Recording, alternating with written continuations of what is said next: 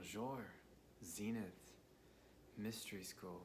This is your host, E.T., and today I am coming at you live on the full moon with a little bit of an astrological update. So, let's talk about this full moon. This full moon is in Capricorn, typically around 11 degrees. So, what does that mean? We have the Sun conjunct Mercury at this moment in time, which is really putting an emphasis on communication, and it's in the sign of Cancer, so that means that things are being expressed from an emotional point of view.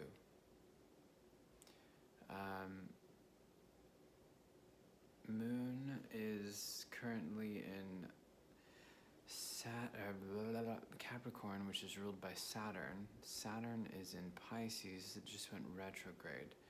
So I would say this is a mystical new moon, full moon. I've been reading charts all day long. You spend enough time in the fourth dimension, you start to... Saturn in Pisces going retrograde is currently at about 7 degrees. Pisces, yes, exactly. Basically transiting its shadow phase that it's been through the past, this past year of Saturn's transit through Pisces, which once again is just exposing spiritual frauds. It's asking us, demanding us to have faith in the unknown, faith in the spiritual, to once again ground into the spiritual dimension. To believe in ourselves, to hold the staff of faith together as Saturn transits Pisces, absolutely. Depending on what house the full moon is in is going to determine a lot of indications for you as far as what's happening. And you got to realize, people, that the moon, not everyone would agree with this, but we don't have to go down the conspiracy holes. But the moon could not be full without the sun, right? The sun shining its light on the moon, which is reflecting its light. So the point is that, people tend to focus on the moon, which is important, yes, and the sun is just as important. So where is the sun? Where is that happening? In the sign of Cancer, with Mercury, in what house? There's a lot going on here, as well as where the moon is being illumined at its 100% full capacity. This also tells us that tomorrow, mañana, is going to be the day of rest, the sacred day of rest.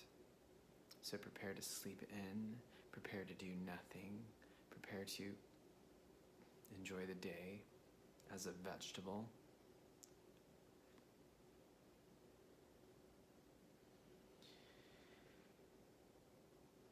Venus slowing down for its retrograde. I have it actually written down here, so let me check real quick.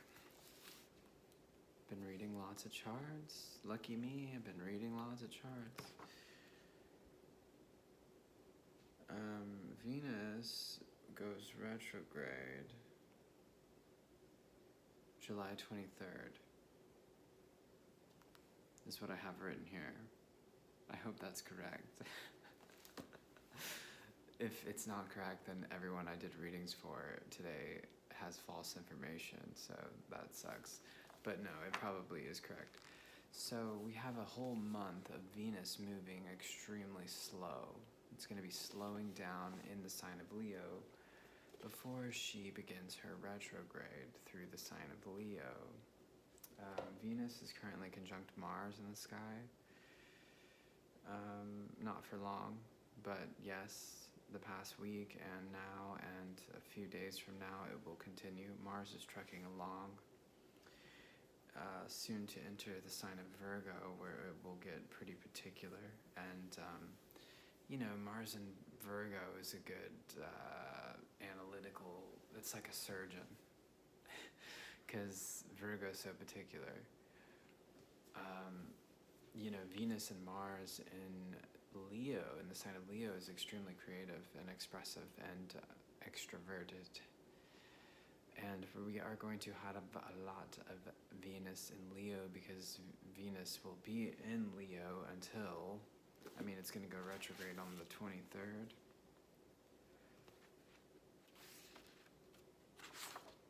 Give me a moment here.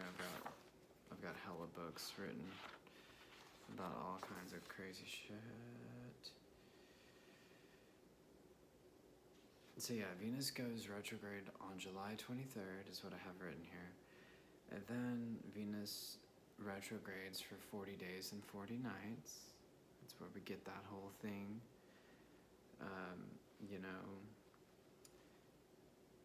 So typically through Venus retrograde, what's happening is, exes will come back into our life.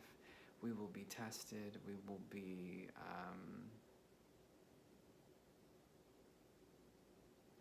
shown the opportunity of past love, I guess I could say.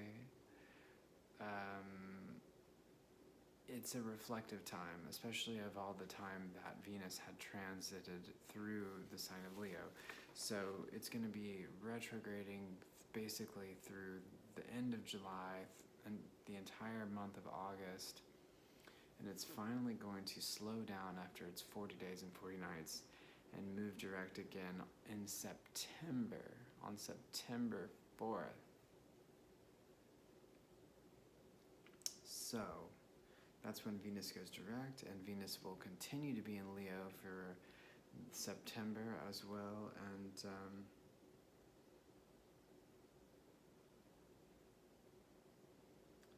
it's not moving, it's not going to be in the sign of Virgo until October, November. Don't quote me exactly, but yes, that's what's happening.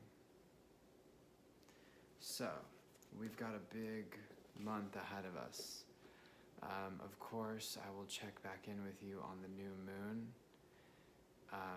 If you haven't noticed, I've been going live on full moon and new moon to do these updates, which is basically a general overview. It's actually quite a detailed, oriented overview of planetary transits. I've been reading hella charts lately, astrocartography, synastry, natal readings.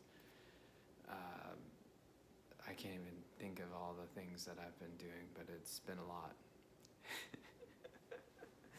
So book your reading with me, and I would love to enhance your life utilizing the modalities of astrology. And if not, that's totally fine too. Your loss. Another exciting thing that's happening on the horizon is the nodes are switching from Taurus, Scorpio into Aries and Libra. So I think this is extremely important to take note of, because nodal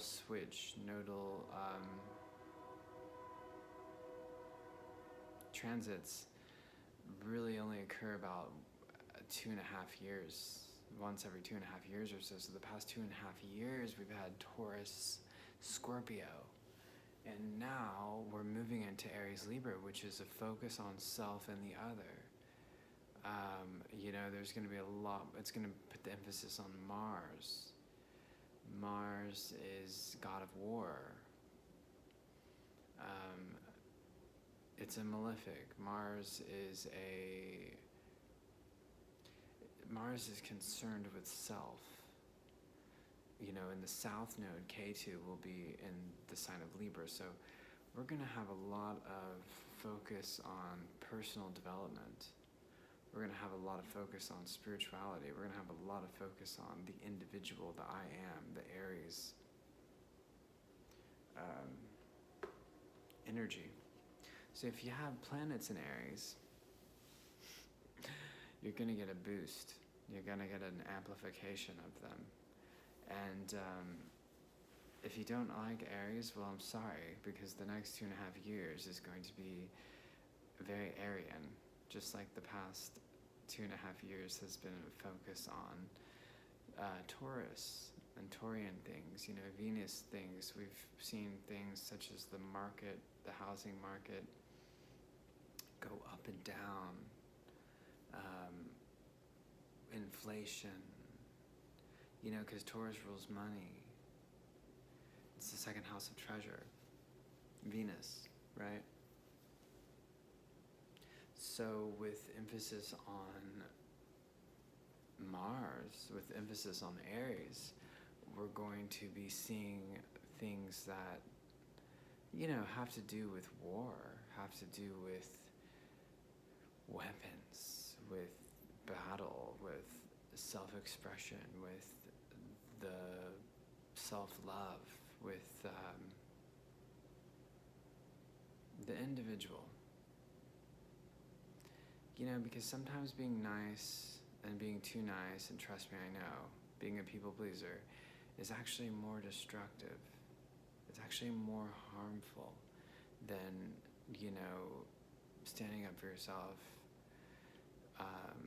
not being afraid of conflict.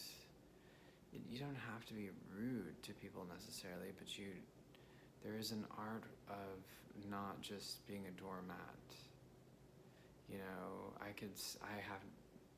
I've had to learn this myself. So this is something that is very close to home for me, at least in my journey at this point. So, and that's the next 2.5 years.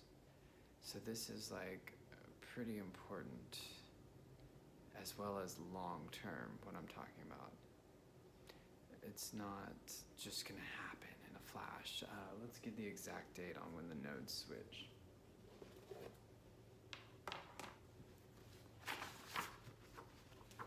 I think I have it written down here somewhere.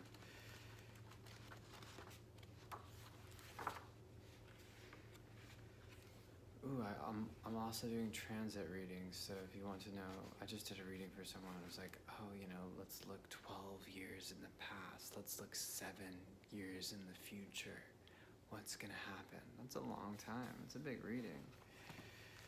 I want to know my astrocartography for several foreign countries all over the world. Where should I visit?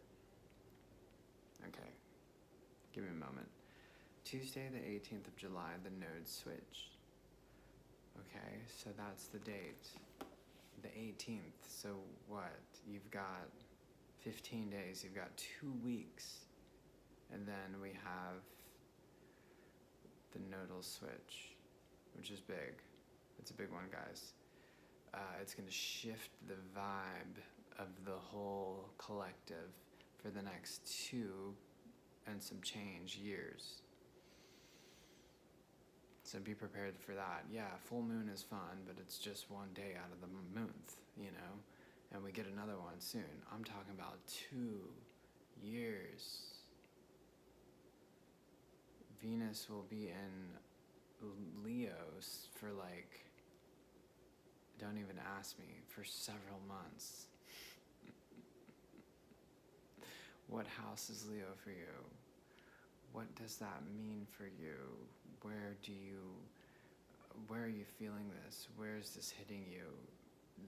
This is why hiring an astrologer is important because you can see things that are coming to you in the future if you know what you're talking about and you are able to ask the correct questions.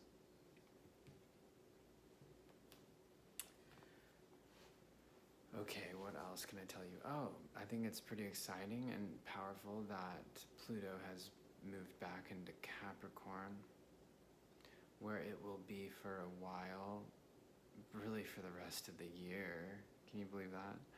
So we had the taste of Pluto in Aquarius, and now we're back to Pluto in Capricorn, which is like, damn, girl. Here we are again. And like I said in past videos, Pluto is going to transit back into Aquarius, and then Pluto is going to come back into Capricorn. So this isn't the last time we're going to see this. And Pluto's been in Capricorn the past 20 years. So why not add a couple more? Okay, but then after its final transit, leaving and coming back, once it leaves again, I think that's when it's for good. So then we have 20 years or 19 years of Pluto in Aquarius, which is bringing on the wild AI innovation, revolution, whatever it is. We got a taste of it. But we're due for the whole enchilada for the next 20 years. So let's talk about Jupiter actually while we're here, because this is what we do. We talk about everything. This is like a collective reading for everyone. It's not just like a vague hippy-dippity, this is the vibe, this is the energy reading. No, this is a very mathematical and precise transits that are going to occur and affect everyone's life, whether or not you believe in astrology or understand what's going on in the first place. It will affect everyone and your mother. Okay, Jupiter has entered into Taurus and will remain there for the rest of the year. Jupiter moves to about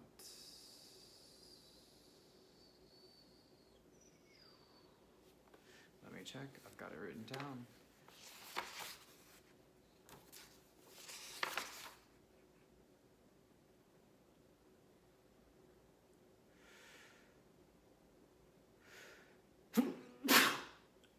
Bless me.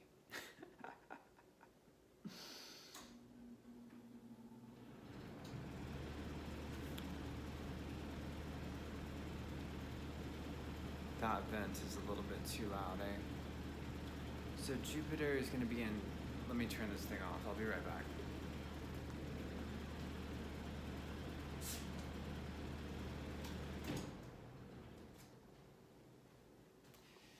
So Jupiter is going to be in Taurus for the next year.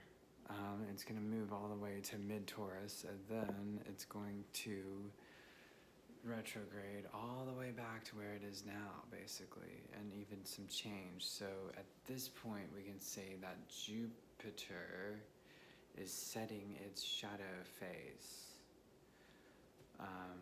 which is kind of ridiculous to even think about, because this is like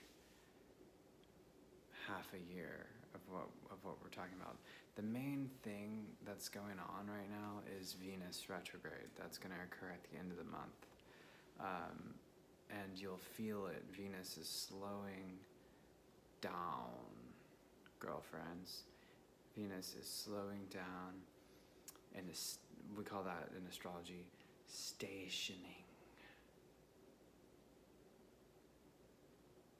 And then, it's going to go retrograde for 40 days and 40 nights, and it's going to go direct again on, sometime in September something. I said it earlier.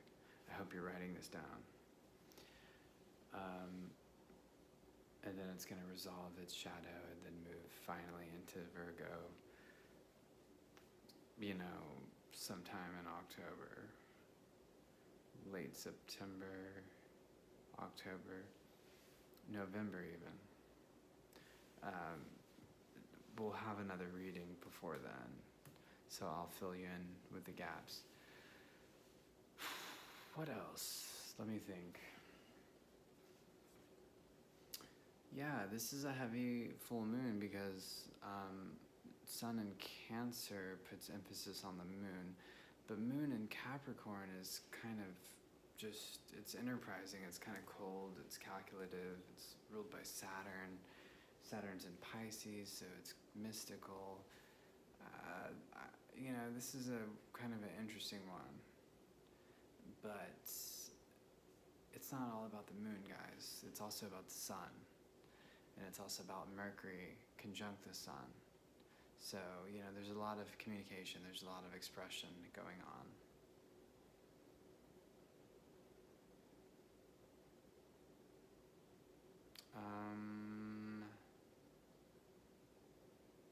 What else? The node's shifting this month. This is the biggest thing that we have going on. Okay? Moving into Aries. What do you have in Aries that's going to be amplified? Chiron, Neptune just went retrograde. People think that's a really big deal. It's not really that big of a deal. Come on. That's all I got for you guys. This has been great. I did not even plan on doing this, but then I realized, I'm not even keeping track. I've got so much to do. I'm just like, I didn't even realize today was the full moon. And then once I realized, I was like, yeah, all right, fine. Let's make a video. Let's do this. So here we are with our Capricorn new moon. What's today? July 3rd? In the middle of the night? Yeah, it's like 4 a.m. So I hope everyone is well. I hope everyone is taking care of themselves and enjoying this amazing portal that we're entering, especially with the Lion's Gate coming, the Sirius activation star. And you guys book a reading with me. Let me know how I can be of service to you. Thank you for all the love and all the support.